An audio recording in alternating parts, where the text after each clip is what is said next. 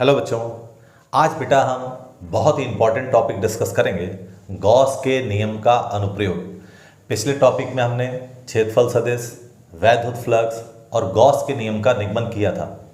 तो आज के टॉपिक में हम गॉस के नियम के अनुप्रयोग को समझेंगे।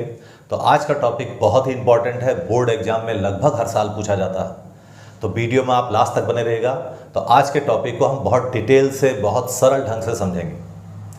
तो डेरिवेशन को करने से पहले हम कुछ बेसिक बातों को समझ लेते हैं कि मान लेते हैं अगर कोई बंद पृष्ठ है तो बंद पृष्ठ से होकर गुजरने वाला कुल वैद्युत फ्लक्स का सूत्र होता था फाई इक्वल टू, या इसको हम लिख देते थे phi E equal to integration E dot d A. ये हमने पिछले टॉपिक में डिस्कस किया डिटेल से।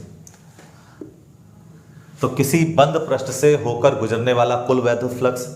अब अगर हम गॉस प्रमेय की बात करें तो गॉस प्रमेय के अनुसार किसी बंद पृष्ठ से होकर गुजरने वाला कुल वैद्युत फ्लक्स उस पृष्ठ से घिरे कुल आवेश का 1/ε0 गुना होता है। क्लियर है? नेक्स्ट हम बात करते हैं कि अगर कोई धन आवेश है तो धन आवेश के कारण वैद्युत क्षेत्र की तीव्रता की दिशा हमेशा आवेश से दूर या आवेश से बाहर की ओर ली जाती है। क्षेत्रफल सदिश समझते हैं। किसी पृष्ठीय क्षेत्रफल की दिशा को व्यक्त करने के लिए उसके पृष्ठ पर खींचा गया अभिलंबित वेक्टर क्षेत्रफल सदिश कहलाता है। अगर पृष्ठ इस तरह से है तो इस पर अभिलंबित वेक्टर इस तरह से ड्रा होगा, और अगर पृष्ठ इस तरह से है तो इस पर अभिलंबित वेक्टर इस तरह से ड्रा होगा। तो मान लेते हैं ये कोई लघु क्षेत्रफल अवयव है डी ए, इसका क्षेत्रफल कितना है डी ए। तो इस पर क्षेत्रफल सदिश की दिशा बेटा अभिलंबित होगी इसके, तो ये आ जाएगा क्षेत्रफल सदिश वेक्टर डी ए। इसको हम वेक्टर डी ए से व्यक्त करते हैं। अगर हम कोई पृष्ठ इस तरह से लेते हैं तो इस पर क्षेत्रफल सदिश की दिशा इसके अभिलंबित इस डायरेक्शन में ली जाएगी। तो ये हो गया क्षेत्रफल सदिश। नेक्स्ट हम बात करते हैं आवेश का रेखीय घनत्व। तो आवेश का रेखीय घनत्व फार्मूला क्या होता है बेटा? लैम्डा बराबर Q/L।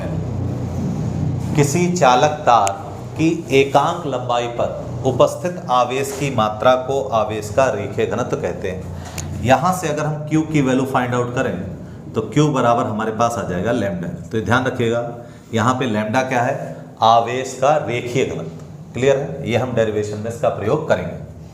ठीक है, तो इन चीज़ों का प्रयोग हम डेरिवेशन में करेंगे।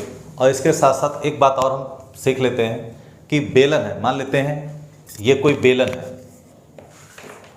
तो इस बेलन के यहाँ पर ये वाला जो पृष्ठ होता है ये वक्र पृष्ठ कहलाता है, और इसके दो समतल पृष्ठ होते हैं। एक समतल पृष्ठ ये है और एक समतल पृष्ठ ये है। इसको हम बेलन के सिरे भी कह सकते हैं।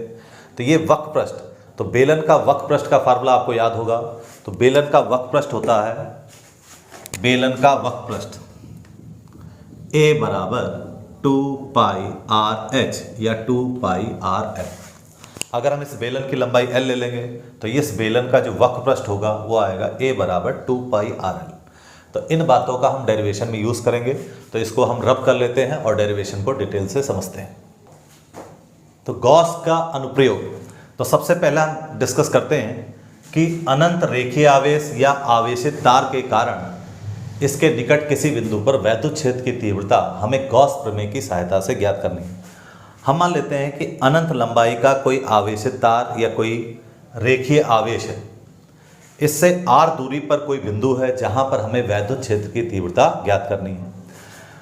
तो इस यहां पर मान लेते हैं कोई बिंदु है जिस पर हमें वैद्युत क्षेत्र की तीव्रता ज्ञात करनी है। तो इस बिंदु पर वैद्युत क्षेत्र की तीव्रता ज्ञात करने के लिए गॉस के प्रमेय की सहायता से इस बिंदु पर वैद्युत क्षेत्र की तीव्रता ज्ञात करने के लिए इससे होकर जाने वाला एक काल्पनिक बेलनाकार गॉसियन पृष्ठ हम खींचते हैं। मान लेते हैं इस गॉसियन पृष्ठ की लंबाई कितनी है? स्मॉल l है। अब हम इस पॉइंट पे बात करते हैं कि धन आवेश के कारण वैद्युत क्षेत्र की दिशा, धन आवेश के कारण वैद्युत क्षेत्र की दिशा आवेश से दूर की ओर ली जाती है। तो धन आवेश के कारण जो वैद्युत क्षेत्र आएगा वो क्या होगा? आवेश से दूर। इसी तरह से हम क्षेत्रफल सदिश की बात करें तो ये पृष्ठ ऐसा है, तो इस पर अभिलंबित वेक्टर यानी क्षेत्रफल सदिश का डायरेक्शन ये होगा। तो यहाँ पर क्षेत्रफल सदिश का डायरेक्शन जो आएगा बेटा ये आएगा वेक्टर डी। इन दोनों के बीच का एंगल यहाँ पे थीटा कितना आ गया, 0 डिग्री आ गया। अब हम इनके समतल पृष्ठ या सिरों पे बात करते हैं। समतल पृष्ठ या सिरों पे अगर हम बात करें तो यहाँ पर मान लेते हैं इस तरह से हमने कोई स्मॉल एलिमेंट ले लिया, तो धन आवेश के कारण वैद्युत क्षेत्र की तीव्रता की दिशा तो आवेश से दूर की ओर ली जाएगी, ये हो गया वैद्युत क्षेत्र। लेकिन यहाँ पर अगर हम क्षेत्रफल सदिश की बात करें तो क्षेत्रफल सदिश देखिएगा, ये इसका समतल पृष्ठ है, ये इसका समतल पृष्ठ है, तो इस पर अभिलंबित वेक्टर जो होगा वो क्या आएगा, ऊपर की ओर। इस पर अभिलंबित वेक्टर कहाँ लिया जाएगा, ऊपर की ओर। तो यहाँ पर जो क्षेत्रफल सदिश आएगा बेटा, ये हो जाएगा क्षेत्रफल सदिश। इसको हम लिख सकते हैं वेक्टर डी ए। तो यहाँ पर जो थीटा आ गया, थीटा कितना आ गया बेटा, यहाँ 90 डिग्री। ये बहुत समझने वाली बात है। धन आवेश के कारण वैद्युत क्षेत्र जो है आवेश से दूर की ओर लिया हमने, और इस पृष्ठ पर क्षेत्रफल सदिश की दिशा क्या होगी, अभिलंबित ऊपर की ओर।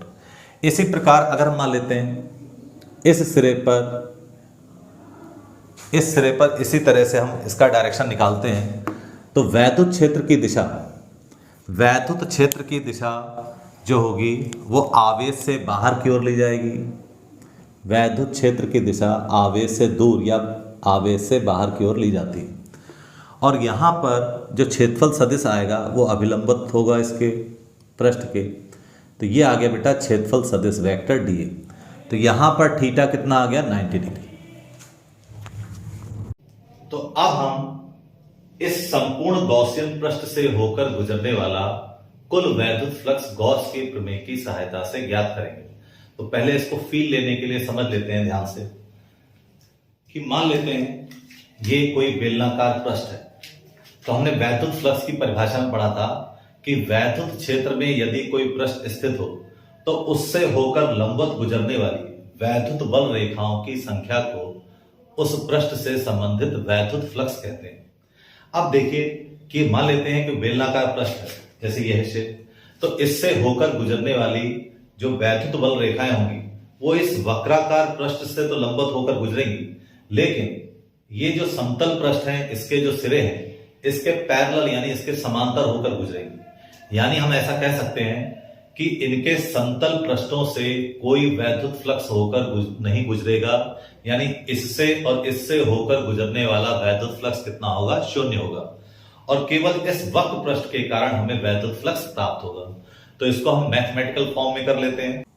तो अब हम गॉस प्रमेय की सहायता से संपूर्ण गॉसियन पृष्ठ से होकर गुजरने वाला कुल वैद्युत फ्लक्स ज्ञात करेंगे।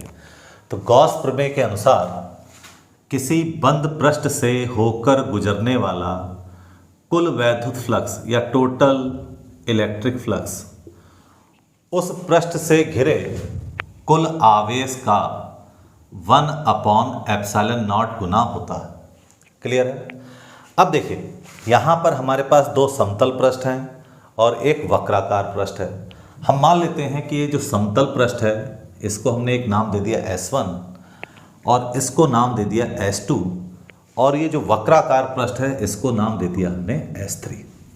तो हमें कुल वैद्युत फ्लक्स निकालना है, तो हम इन दोनों सिरों से होकर गुजरने वाला वैद्युत फ्लक्स निकालेंगे और इस वक्राकार पृष्ठ से होकर गुजरने वाला वैद्युत फ्लक्स निकालेंगे। तो यहाँ से देखिएगा कुल वैद्युत फ्लक्स निकालना है, तो इस S1 सरफेस से होकर गुजरने वाला कुल वैद्युत फ्लक्स निकालना है। तो इंटीग्रेशन S1 फार्मूला होता था इसका E.dA प्लस इस सिरे से होकर गुजरने वाला वैद्युत फ्लक्स, तो इंटीग्रेशन S2 E.dA प्लस